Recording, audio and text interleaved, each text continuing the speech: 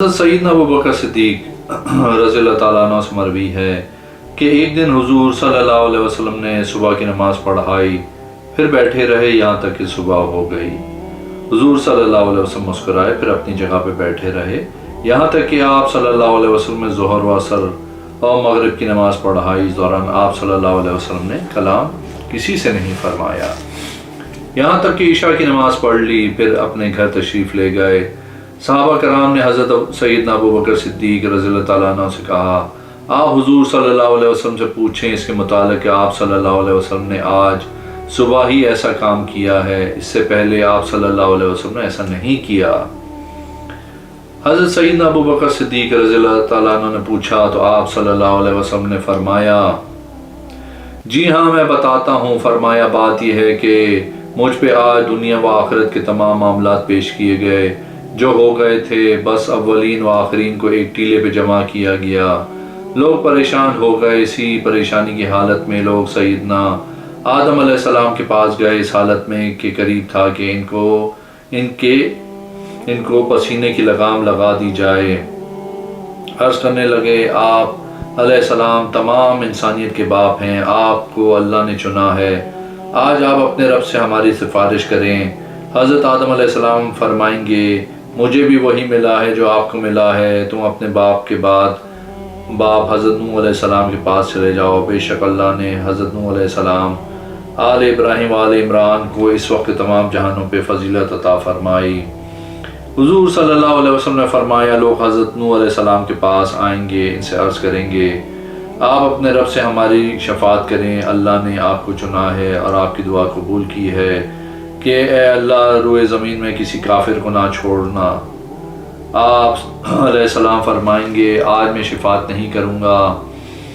आप जनाब हज़रत इब्राहिम अलैहिस्सलाम के पास जाएं, बेशक अल्लाह ताला ने इब्राहिम अलैहिस्सलाम को अपना दोस्त बनाया है। लोग हज़रत इब्राहिम अलैहिस्सलाम के पास जाएंगे, आप अलैहिस्सलाम भी फरमाएंगे, मैं तुम्हारी शिफात नहीं कर सकता। हाँ, आप हज़रत मूसा अलैहिस्सलाम के पास जाएं, बेशक अल्लाह ताला ने आप अलैहिस्सलाम से गुफ्तगू की है। हज़रत मूसा अलैहिस्सलाम फरमाएंगे, मैं तुम्हारी शफात नहीं कर सकता। हाँ, आप हज़रत सैयदना ईसा अलैहिस्सलाम के पास जाएं, बेशक ईसा अलैहिस्सलाम बर्ज़ वालों को दुरुस्त फरमाते थे और मुर्दों को ज़िंदा करते थे। हज़रत ईसा अलैहिस्सलाम भी फरमाएंगे, मैं तुम्हारी शफात नहीं करूँगा। हाँ, तुमको ऐसी हस्ती की तरफ रहनुमाई करता हूँ जो औलाद आदम के सरदार हैं, जिनकी रोए ज़मीन में सबसे पहली कब्र खोद दी जाएगी, खोली जाएगी। जाओ मोहम्मद सल्लल्लाहु अलैहि वसल्लम की तरफ, वो तुम्हारे रब के यहाँ शफात करेंगे। आप सल्लल्लाहु अलैहि वसल्लम रब करीम की बारगाह में चलने लगे। अल्लाह अज़्ज़ व जल ने हज़रत जिब्राईल अलैहिस्सलाम को बुलवाया। हज़रत जिब्राईल अमीन अलैहिस्सलाम अपने रब के पास आएंगे। अल्लाह अज़्ज़ व जल फरमाएगा, प्यारे को इजाज़त दो और साथ ही जन्नत की खुशखबरी दे दो। हज़रत जिब्राईल अलैहिस्सलाम ये बात हुजूर सल्लल्लाहु अलैहि वसल्लम के पास ले जाते हैं। आप सल्लल्लाहु अलैहि वसल्लम एक जुम्मे की मकदार सजदा फरमाएंगे। फिर अल्लाह पाक फरमाएगा, प्यारे मोहम्मद सल्लल्लाहु अलैहि वसल्लम अपना सर अनवर तो उठाओ, आप अर्ज़ करें, आपकी सुनी जाएगी। आप शिफात करें, आपकी शिफात कबूल की जाएगी। आप सल्लल्लाहु अलैहि वसल्लम सजदे में गिर जाएंगे। हज़रत जिब्रील अलैहिस्सलाम आप सल्लल्लाहु अलैहि वसल्लम के बाजू पकड़ के आप सल्लल्लाहु अलैहि वसल्लम को उठाएंगे और अर्ज़ करेंगे, आप सल्लल्लाहु अलैहि वसल्लम की दुआ अल्लाह इस चीज़ को खोलता है जो किसी फ़र्द बशर की दुआ से नहीं खोलता। फिर मैंने अर्ज़ की, ए रब, तूने मुझे तमाम औलाद आदम का सरदार बनाया, लेकिन फ़ख्र नहीं है। मैं वो पहला हूँ जिसकी कब्र सबसे पहले क़यामत के दिन खोली जाएगी, लेकिन फ़ख्र नहीं। यहाँ तक कि मुझ पर हौज़ को पेश किया गया जो कि सनआ और एलिया से बड़ा है। फिर कहा जाएगा, सिद्दीकीन को बुलाओ कि वो आके शिफात करें। फिर कहा जाएगा, अंबिया अलैहिस्सलाम को बुलवाया जाएगा। एक नबी अलैहिस्सलाम आएंगे, इनके साथ जमात होगी। एक नबी अलैहिस्सलाम आएंगे, इनके साथ 5 और 6 थे। एक नबी अलैहिस्सलाम आएंगे, इनके साथ कोई नहीं था। फिर शुहदा को बुलवाया जाएगा, इनसे कहा जाएगा, जिसकी चाहो शफात करो। जब शुहदा फारिग हो जाएंगे, फिर अल्लाह अज़्ज़ व जल फरमाएगा, मैं सब रहम करने वालों में से ज़्यादा रहम करने वाला हूँ, जिसने मेरे साथ किसी को शरीक नहीं ठहराया। इन तमाम को जन्नत देने का ऐलान करता हूँ। बस वो तमाम लोग जन्नत में चले गए।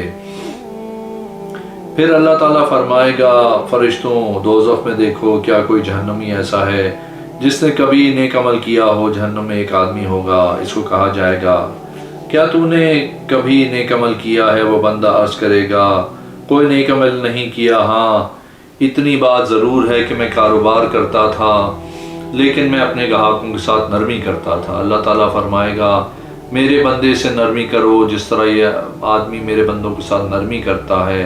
پھر اس کو جہنم سے نکالا جائے گا, پھر ایک بندے کو لایا جائے گا.